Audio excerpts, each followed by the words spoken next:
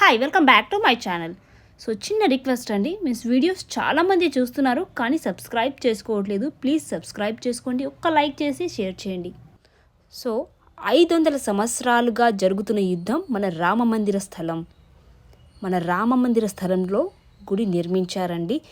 మన హిందూ సమాజ 500 సంవత్సరాల గెలుపుని వచ్చే తరతరాల్లో నిలిచిపోయేలా గొప్పగా నిర్మించారు మన శ్రీరామ మందిరం.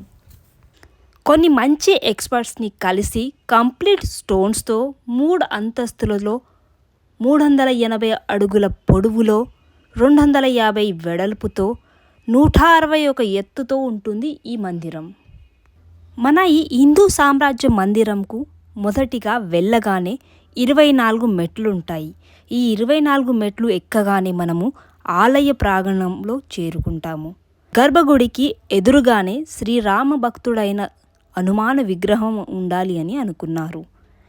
ఆలయ ప్రాంగణంలో చేరుకోగానే మందిర నిర్మాణంలో వెలిసిన విగ్రహాలనేవి స్థాపించారు.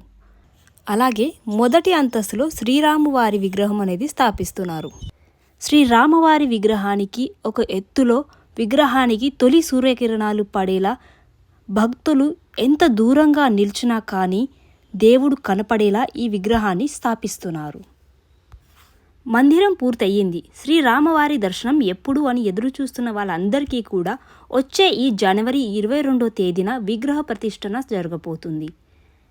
భారత ప్రధానమంత్రి నరేంద్ర సింగ్ మోదీ గారికి ట్రస్ట్ నుండి ఆహ్వానం అందింది. సో ఈ విగ్రహ ప్రతిష్ట చేయడానికి మోదీ గారు అయోధ్య రాబోతున్నారు. సో మోదీ గారు ఏం చెప్పారంటే, అయోధ్యకి ఫస్ట్ డే రాకండి, చాలా రష్ ఉంటుంది, దేవుడికి ఇబ్బంది పెట్టకండి, మీరు తర్వాతకొచ్చి దర్శనం చేసుకోవచ్చు, ఇంట్లోనే ఉండి సాయంత్రం వేళ 5 దీపాలు వెలిగించి దేవుణ్ణి మొక్కుకోండి.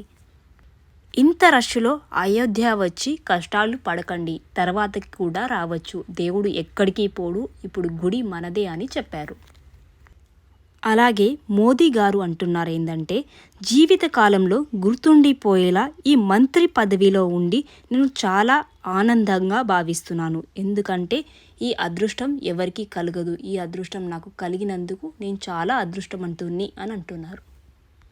సో వీడియోని చూసిన వాళ్ళందరూ కూడా సబ్స్క్రైబ్ చేసుకోకుండా వెళ్ళిపోకండి. ప్లీజ్ సబ్స్క్రైబ్ చేసుకోండి, అలాగే లైక్ చేసి ఈ వీడియో అందరి వరకు చేరేటట్టుగా షేర్ చేయండి.